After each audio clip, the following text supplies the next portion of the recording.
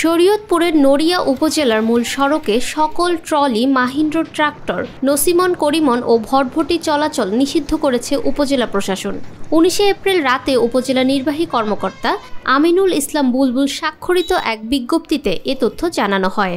মূল কারণ হচ্ছে আপনারা জানেন নড়িয়া শরীয়তপুর এবং নড়িয়া সুরেশ্বর বা ভেদরগঞ্জের রাস্তাটি আছে, এটি খুবই ব্যস্ততম রাস্তা এবং এই রাস্তায় প্রচুর পরিমাণ অটোরিকশাও চলে।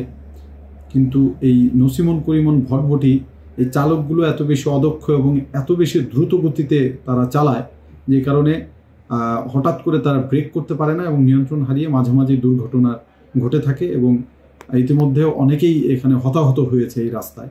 সেই বিবেচনায় এবং প্রচুর শব্দ দূষণ করে থাকে দিনের বেলা এটি, সেই জায়গা থেকে এবং মাঝে মাঝে তারা বালু বা ইট খোলাভাবে নিয়ে থাকে, কোনো ঢেকে নেয় না।